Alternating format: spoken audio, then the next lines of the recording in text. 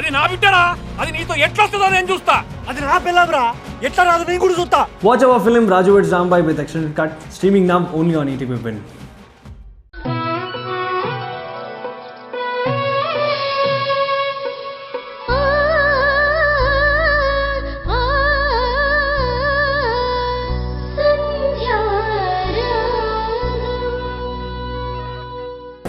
ఆహాహా, ఎంత బాగా చెప్పారండి.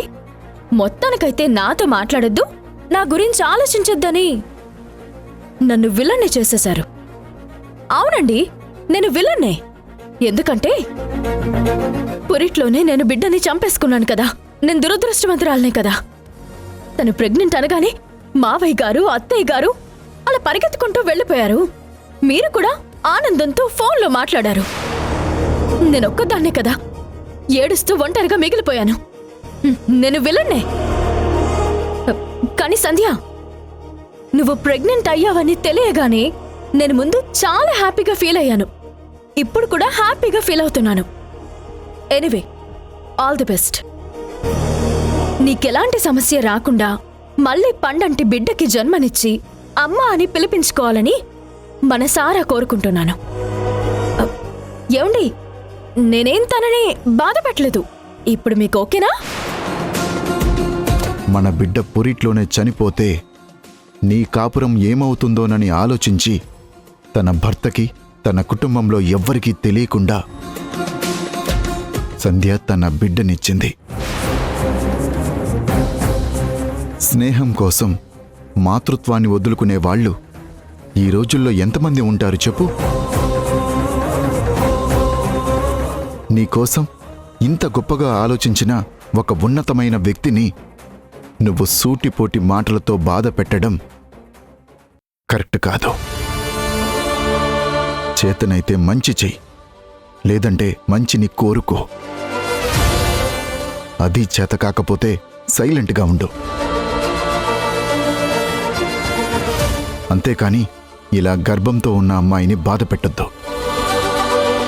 చూడు, గర్భంతో ఉన్న అమ్మాయి గర్భగుడిలో ఉన్న అమ్మవారితో సమానం.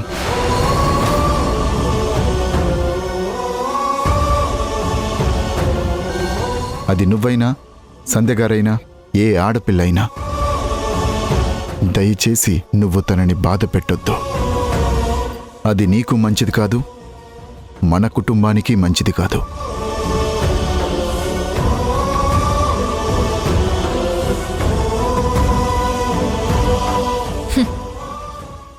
చూసావా? గర్భంతో ఉన్న ఆడవాళ్ళు గర్భగుడిలో ఉన్న అమ్మవారితో సమానమని చెప్పారు మా ఆయన. అంటే నిన్ను దేవత అంటున్నాడే. వింధ్య, నీకెలా చెప్తే బుద్ధొస్తుంది? మారవా నువ్వు?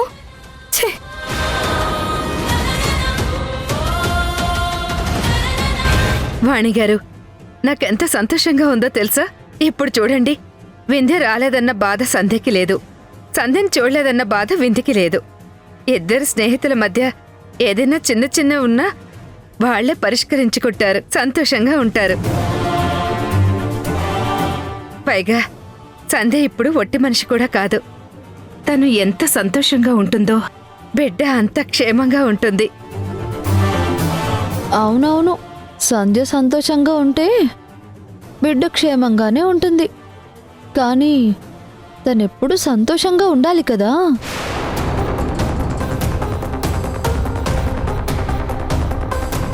అదేంటమ్మా అలా మాట్లాడుతున్నావు? ఏయ్ మౌనిక, నోటికేదొస్తే అది మాట్లాడటమేనా? చాచా, అత్తయ్య, నేను చాలా క్యాజువల్గా మాట్లాడాను. సంధ్యని బలవంతంగా తీసుకొచ్చినట్టున్నారు. పైకి కూడా బలవంతంగా వెళ్ళింది కదా. తనని ఫోర్స్ చేస్తుంటే సంధ్య హ్యాపీగా ఉందో లేదో, ఫ్రీగా ఉందో లేదోనని చిన్న డౌట్తో అలా అన్నాను.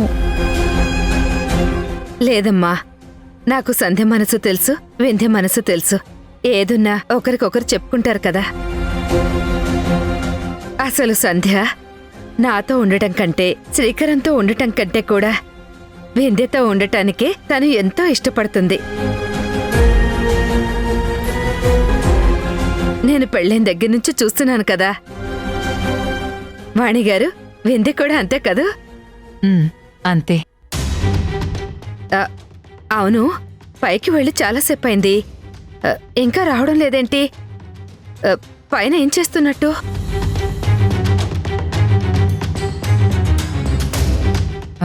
మౌనిక, త్వరగా వెళ్ళి సంధ్యను రమ్మని చెప్పు. పాపం ఇంట్లో పనులన్నీ వదిలేసి అప్పటికప్పుడు పార్వతి గారు సంధ్యని ఇక్కడికి తీసుకొచ్చారు. ఇదిగో నేనిప్పుడే వెళ్ళి తీసుకొస్తానత్తా. వెళ్ళమ్మా.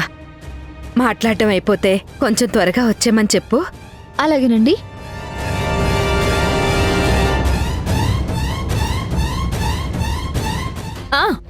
అసహ్యించుకో. చీకొట్టావు కదా, ఇంకా చాచి చంప పగలగొట్టు.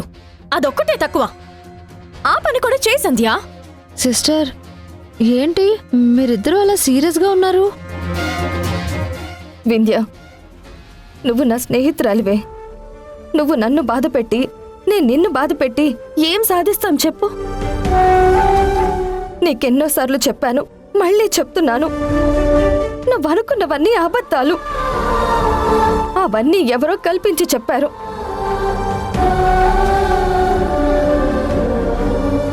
నువ్వు వాళ్ళ మాటలు పట్టించుకుని ఏవేవో ఊహించుకుంటున్నావు. ఈ టైంలో నువ్వు ఈ విధంగా రియాక్ట్ అవుతావని నేను అస్సలు ఎక్స్పెక్ట్ చేయలేదే. రోజు రోజుకి అందరూ నిన్ను ఇష్టపడే పరిస్థితి నుంచి ద్వేషించే పరిస్థితికి వెళ్ళిపోయావు. నా బిడ్డ పురుట్లోనే చనిపోయింది.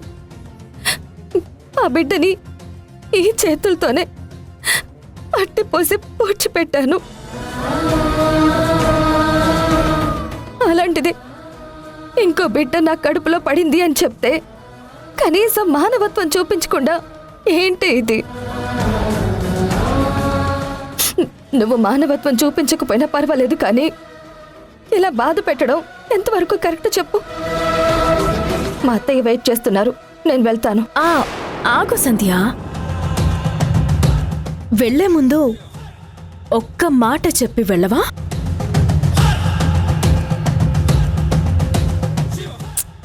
ఒకే ఒక్క మాట. తర్వాత నీ జోలికి నేను రాను. ఏం చెప్పాలి? నువ్వు ప్రెగ్నెంట్ అవడం నాకు ఆనందంగానే ఉంది. నిన్ను గట్టిగా హగ్ చేసుకుని కాంగ్రాట్స్ చెప్పాలని కూడా నాకుంది. కాకపోతే చిన్న డౌట్. ఏంటది? నిజంగా నీ కడుపులో పెరుగుతున్న బిడ్డకి తండ్రి నీ భర్త లేదా నా భర్త? వింధ్య, వింధ్య!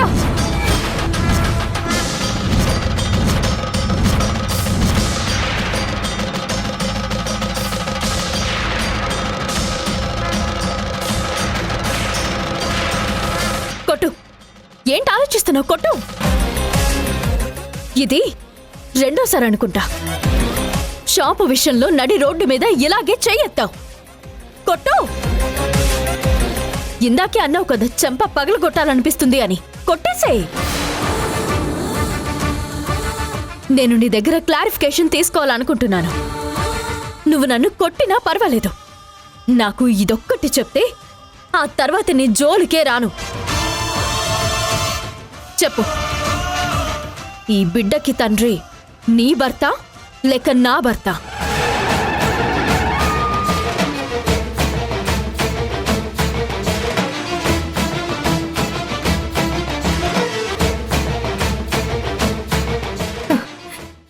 ఇన్నాళ్ళు నేను దిగజారిపోతున్నాను అని పెద్ద పెద్ద మాటలు మాట్లాడేదానివి కదా. దిగజారిపోయింది నేను కాదు, నువ్వు. ఎలా ఉండేదానివి, ఇప్పుడు ఎలా ఉంటున్నావు? అసలు నీకు అసహ్యంగా అనిపించట్లేదా? చూడు, నేను తప్పు చేస్తున్నాను అంటున్నావు కదా, మరి నువ్వు కూడా ఆడదానివే కదా. నువ్వు కూడా ఇలాంటి తప్పే చేస్తున్నావా?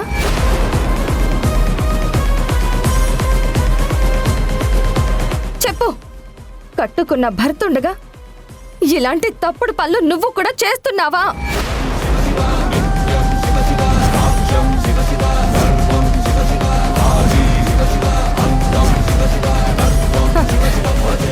నీదేమో వ్యక్తిత్వం, నాది కాదా?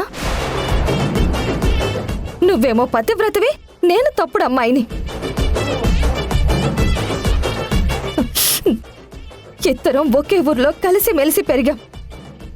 నేను తప్పు చేసేదాన్నే అయితే నువ్వు కూడా తప్పు చేస్తున్న దానివే కదా.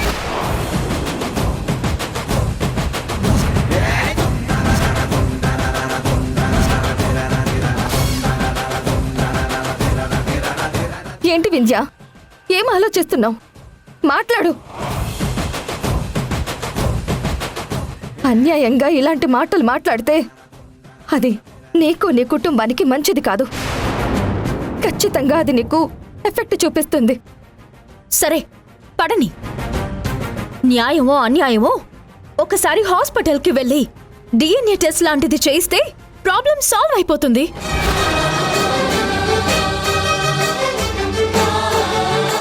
నా అనుమానం కూడా క్లియర్ అయిపోతుంది. పద. వదులు.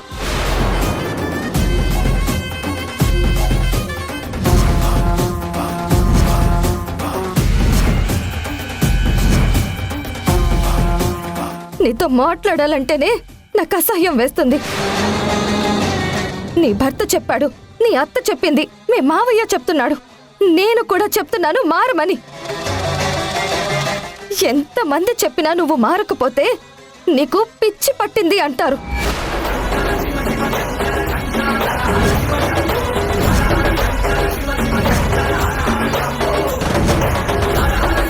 సొసైటీ మొత్తం నిన్ను పక్కన పెడుతుంది.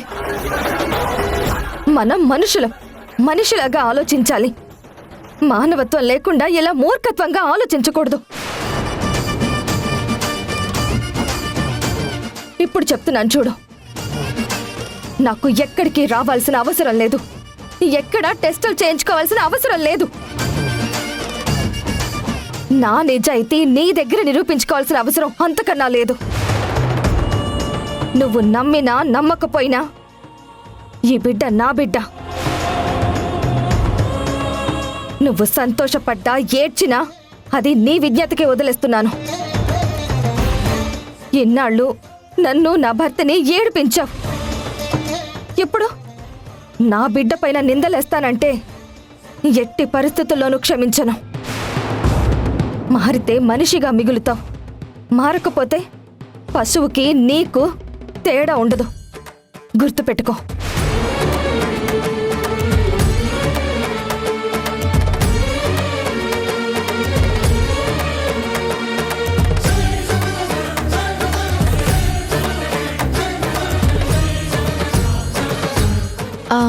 ఏంటి సిస్టర్ అన్ని మాటలు మాట్లాడింది?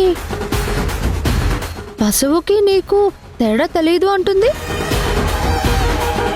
నువ్వు అసలు మనిషివే కాదు అంటుంది. మనిషివి కాకపోతే ఎవరివి నువ్వు? ఎంత మాట! నాకే అవమానంగా ఉంది సిస్టర్. నిజంగా ఆవిడే నిజాయితీ పర్రాలైతే నువ్వు చెప్పినట్టు టెస్ట్లన్నీ చేయించుకుని తనని తాను ప్రూవ్ చేసుకోవచ్చు కదా. అప్పుడు నీకు అనుమానం కూడా ఉండదు కదా.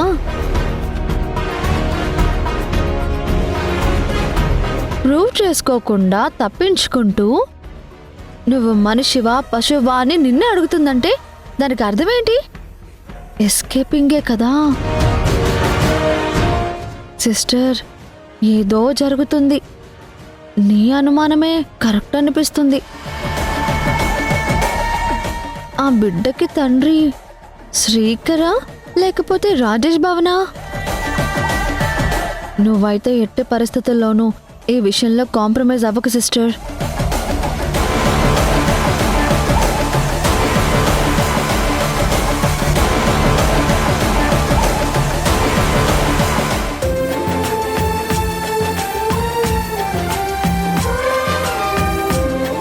అన్నయ్య, వదిన వచ్చేసింది.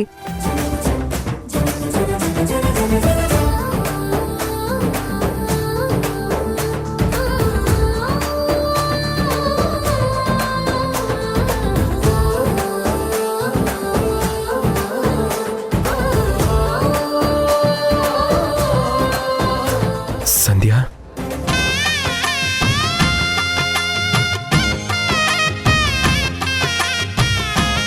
ఏంట్రా నీ కళ్ళలో ఆ నీళ్ళేంటి?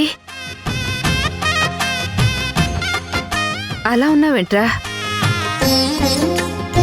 అమ్మా మీరు వెళ్ళిన దగ్గర నుంచి అన్నయ్య గుమ్మం దగ్గరే తిరుగుతూ ఉన్నాడు. వదిన ఎప్పుడొస్తుందా అని వెయిట్ చేస్తున్నాడు.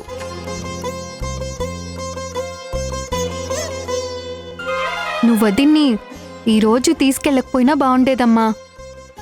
నేనెక్కడికి తీసుకెళ్ళానురా? వింధ్య వాళ్ళ ఇంటికే కదా.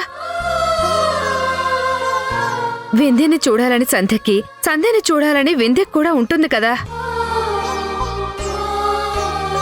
సంధ్య, అక్కడ ఇబ్బంది ఏం లేదు కదా? నిన్నెవరూ ఏం అనలేదు కదా? అక్కడేం ఇబ్బంది ఉంటుందిరా? సంధ్యనేదో అనడం ఏంటి? నువ్వేం మాట్లాడుతున్నావు? అమ్మా నాకు అదే అర్థం కావడం లేదు. అన్నయ్య ఈ మధ్యన పొంతం లేకుండా మాట్లాడుతున్నాడు. అమ్మ సంధ్య, వాడు దేని గురించి అలా అంటున్నాడు? ఏం లేదత్తయ్యా. ఏదో ఇబ్బంది అంటున్నాడేంటమ్మా? అది నేను ప్రెగ్నెంట్ కదా, వచ్చేటప్పుడు వెళ్ళేటప్పుడు ఏమీ ఇబ్బంది కలగలేదు కదా అని ఆయన కంగారు పడుతున్నారు అంతే. ఒరే, నేను పక్కనుండగా ఎందుకురా అంత కంగారు పడతావు? నిజంగా సంధ్య చెప్పినట్టు చిన్న చిన్నదేదైనా జరుగుతుందని కంగారు పడుతున్నావా, లేక ఇంకెవరి వల్లో దేని గురించో భయపడుతున్నావా? చెప్పరా, నేను అమ్మగా అడుగుతున్నాను. నువ్వు నా దగ్గర ఏదైనా దాస్తున్నావా?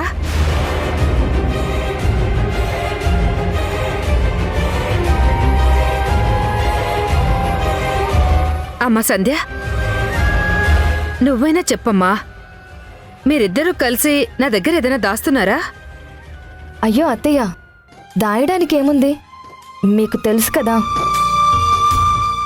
బిడ్డ దూరమైన భారాన్ని ఇన్నాళ్ళు మోసం. మళ్ళీ అలా జరగకూడదని ఆయన ఫీల్ అవుతున్నారు.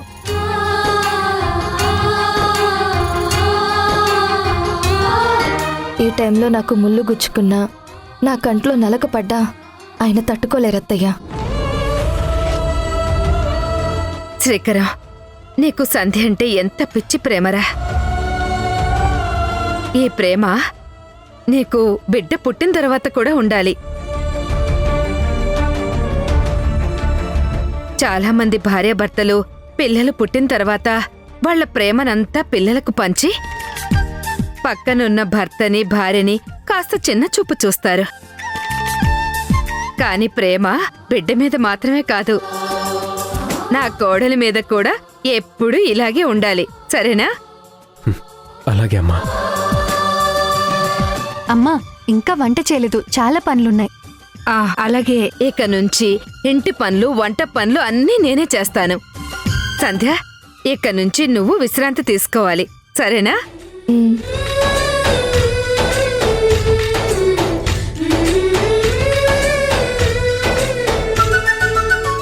సంధ్య, అక్కడ వింధ్య నిన్నేమీ అనలేదు కదా? ఏ సూటిపోటి మాటలతోనూ నిన్ను బాధ పెట్టలేదు కదా? చెప్పు సంధ్య. ఏమండి,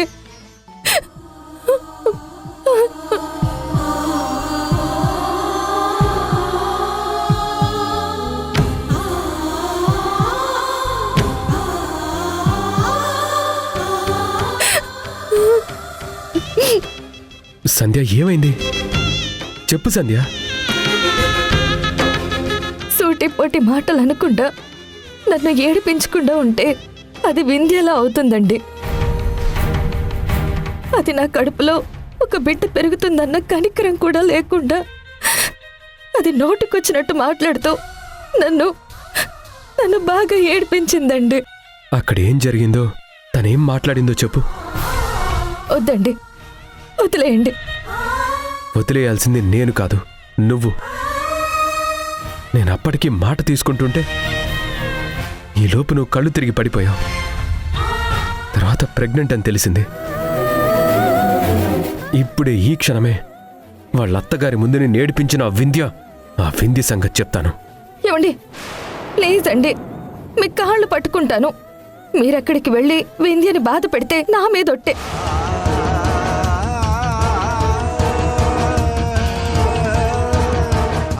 సంధ్య ఏంటిది? ఈ టైంలో ఇలా ఒట్లు పెట్టుకోకూడదు, తప్పు.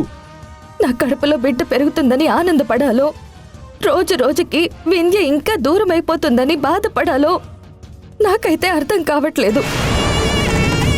ఇప్పుడు మీరు వెళ్ళి వింధ్యని ఏమాత్రం బాధ పెట్టినా, పల్లెత్తి మాట అన్నా అది నన్ను అన్నట్టే, నన్ను బాధ పెట్టినట్టే. ప్లీజ్ అండి, వదిలేయండి. అది కాదు సంధ్య, నిన్నటి వరకు నిన్ను నన్ను మాటలని బాధ పెట్టింది. ఇప్పుడేమో పుట్టబోయే బిడ్డని కూడా అంటుంది. ఎన్నాళ్ళిలా? ఆ వింధ్య మాటలు, తన చేష్టలు అన్ని పరాకాష్ఠకి చేరుతున్నాయి. అప్పటికి అమ్మ నేను తీసుకెళ్తుంటే నేను భయపడుతూనే ఉన్నాను. ఇక చాలు సంధ్య, ఇక నువ్వెప్పుడు ఆ వింధ్య దగ్గరికి వెళ్ళొద్దు, తనతో మాట్లాడద్దు. అసలు ఆ వింధ్యకి నీ మొహాన్నే చూపించొద్దు.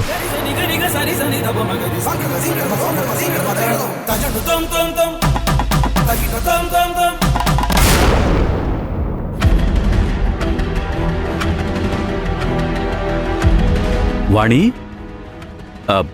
సంధ్య ఏంటి వెళ్తున్నానని కూడా చెప్పకుండా అర్ధాంతరంగా వెళ్ళిపోయింది?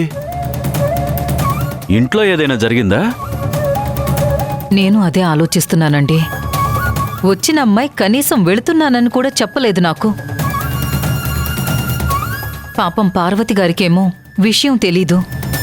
ఆవిడికి ఏ విషయం తెలియకూడదని సంధ్య నాకు పర్సనల్గా చెప్పింది. వింధ్య వల్ల సంధ్య ఎంత బాధపడుంటే ఇలా చెప్పకుండా వెళ్ళిపోయి ఉంటుంది. నీ కడుపులో పెరుగుతున్న బిడ్డకి తండ్రి నీ భర్త లేదా నా భర్త?